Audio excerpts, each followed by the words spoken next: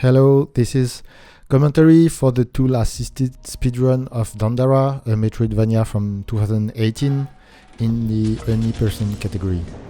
This was started on 2021 by Belfalas up until the first boss, but there were some issues with the TAS tool ending up in things, so it was stopped there. In January 2023, I worked on the tool to try getting more consistent results and started working on the TAS again, and 1 year of on and off work I managed to finish it.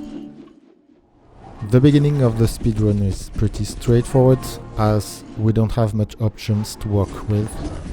We need to pick up the Stone of Creation to unlock the later parts of the game. Here I'm taking this chest containing a health potion. I will need 2 of them for the last part of the run, and this is a pretty close one. As you can see, the cutscene is pretty long. The main attack is a charge shot with 3 arrows. Optimally you can shoot 3 times per second in TAS perspective. This is the first unlock that allows us to interact with the green buttons and platforms. Here is the first room that is not optimized for a reason. It is faster to shoot some boxes and jump there, but boxes in this game has an applied physics engine which is very sensitive. Based on in which order the boxes were loaded, collisions won't behave the same. This is the only thing that is not controlled by the TAS tool, so I'm avoiding boxes at all costs. We saved here because there is a very useful return to last save point option in the game that lets you keep key items and weapons.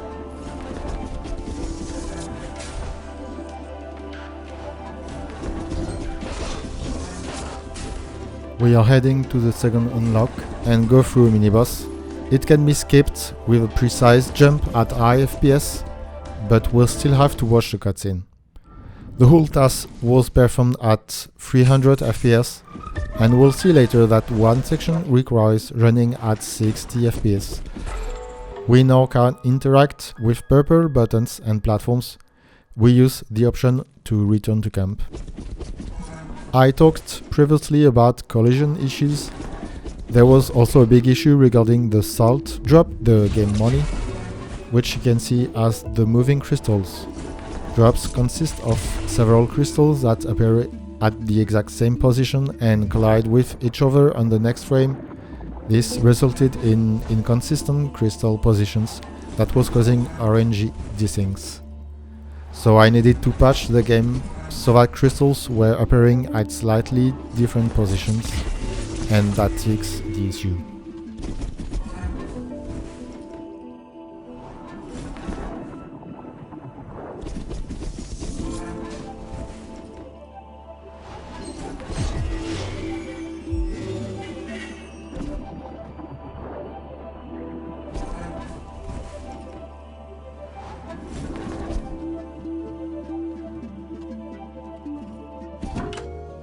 We take the second life potion on the way. All these cutscenes have a bit of unskippable dialogues, and that's the reason that we are running the game in Chinese. Technically, in TAS video rules, we don't have to choose the optimal game language, and running in English is fine, but running in Chinese is done in the RTA community.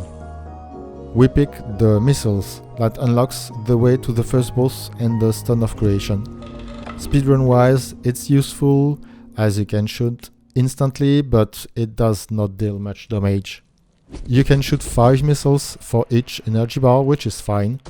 We will need to upgrade later our energy meter.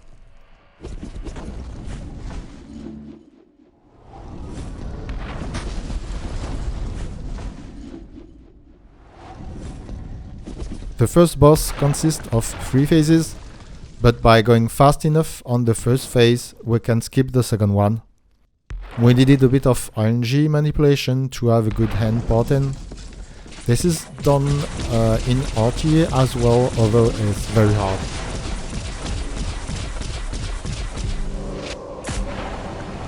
There is not much to say about the third phase.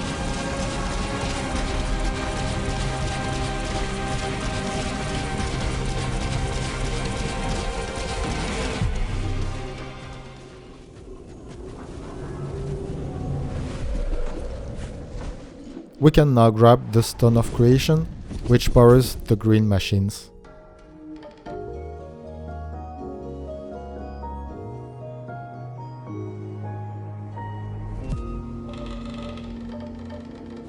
We will start now to collect salt, and that's why we don't return to camp, as there are some chests along the way. Upgrades in the game cost more and more salt, so that the last ones take significant time to collect. That was one of the difficult part of routing. I also discovered one trick at the end of making the TAS, and as a result I needed less upgrades than planned, so that part is probably unoptimized now. Doing the skip again and watching the same cutscene.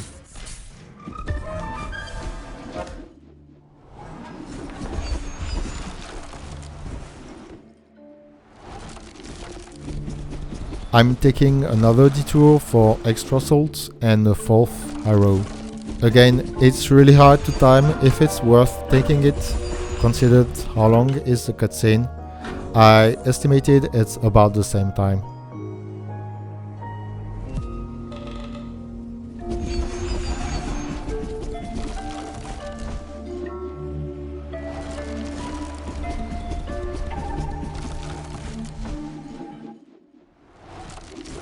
We arrive at a special room where we won't be able to go back. In RTA speedrun we would save before and warp to the save point later to bypass a section, but the TAS route is different and we don't need to save before. We save after and buy 2 health upgrades and 1 energy upgrade.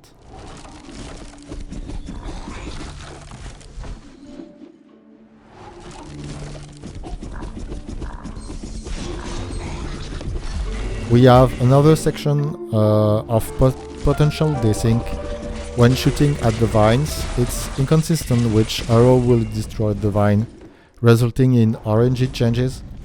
We lost again a bit of time in this room to aim at precise angles, so that only 1 arrow will hit the vine. This is the desert section where we will pick the Rock of Remembrance and Memories Shaft. We can see the missile in action to rotate the box faster. There are 2 possible routes here. We take the lower path and we'll perform 2 skips to cut through this room.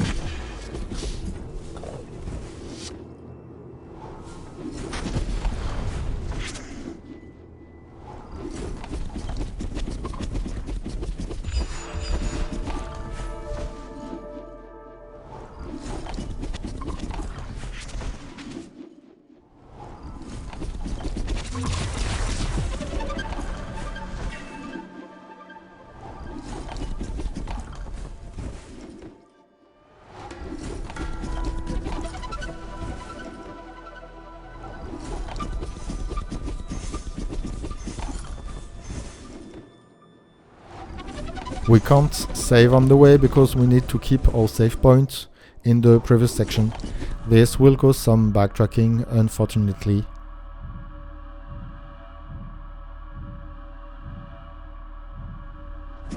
We have another mini-boss coming up, nothing special.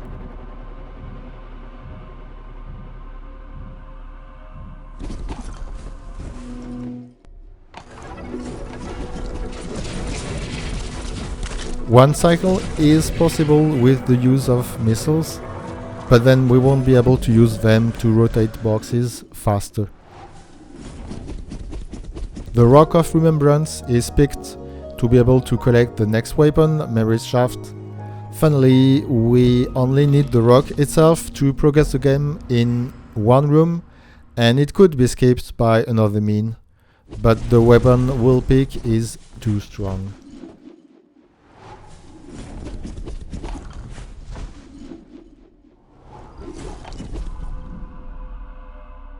Here is the slow backtrack.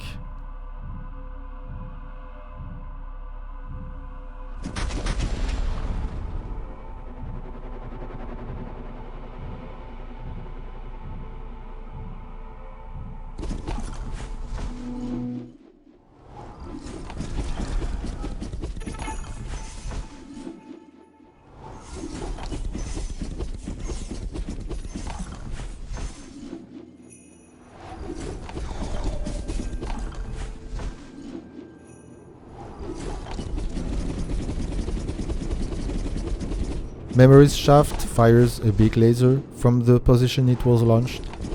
The main utility is that it can damage yourself, and as we saw in the desert, taking damage is very strong in this game, as it gives you the possibility to jump from the air. The second trick with this weapon is that it can be launched through walls when you're close enough.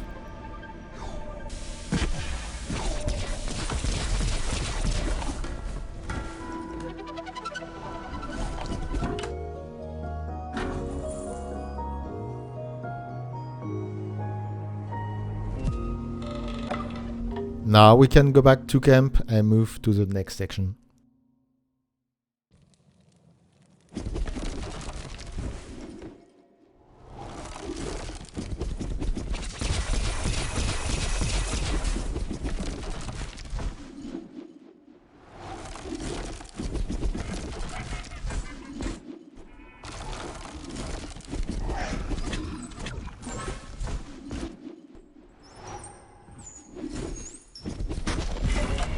You can see the entrance to the fortress, the last section of the game, guarded by 2 turrets. We'll go back later.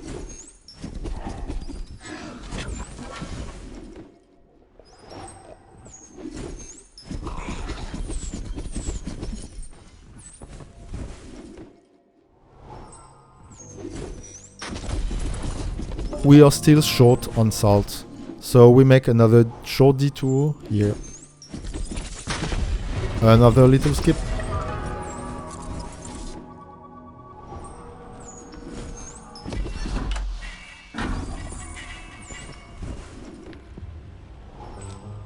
We have exactly enough money to buy 3 extra upgrades, 2 energy upgrades and 1 life potion upgrade.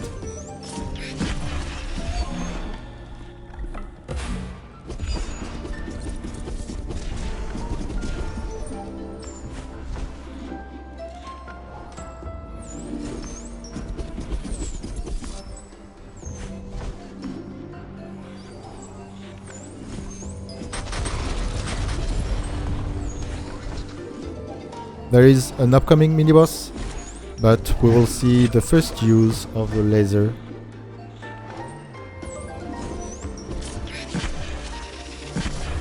This clip requires the game to run at 60 FPS. We just have enough potions to do it twice. We can now grab the Stone of Intention that let us rotate the purple platforms.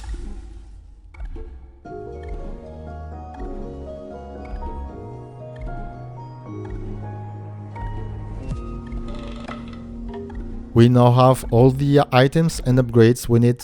We will tackle the turrets now.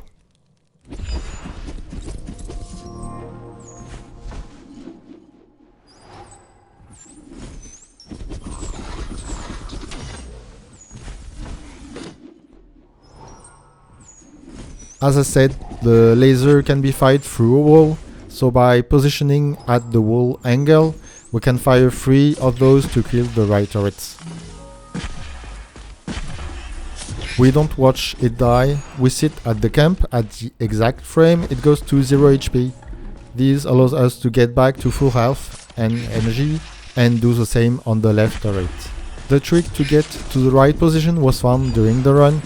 It consists on starting the rotation of the platform, leaving and going to it again. We will instantly gain the rotational movement of the platform, which will arc our movement to the position we want. Now that we are inside, we can use the trick again to hit 2 buttons. We die quickly so that we can go back to the camp faster.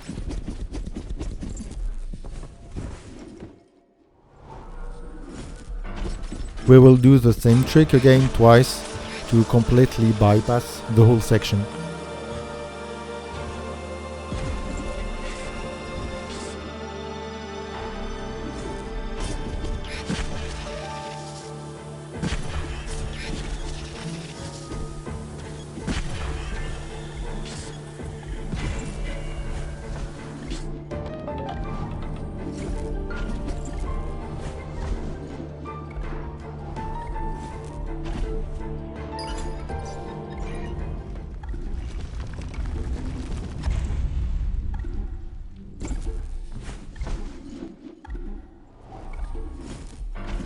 We take back full energy at the camp, as it should save a bit of time on the final boss.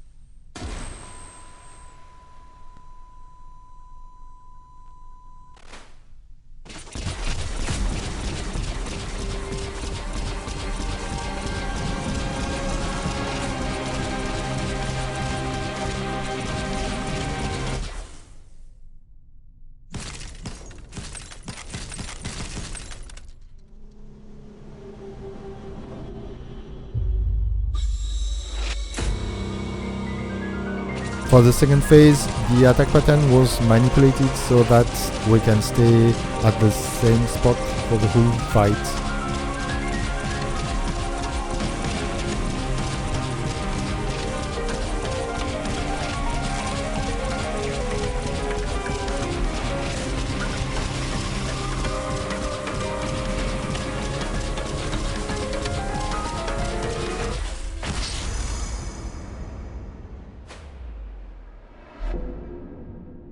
The final input is when skipping the cutscene during the white flash, and that's it. After struggling so much about these things, I'm really happy that I was able to finish it. There are still improvements, especially the route should be improvable, but I'm not going back unless the game is fully deterministic. There are other categories that are interesting, like true ending. I hope you enjoyed it. Thanks to all the people in the Dandara speedrun Discord. The final time showed at the end is a bit flawed as it contains the length of the credits, but you can press buttons to make it quicker, which I didn't do because task timing is from game startup to last input.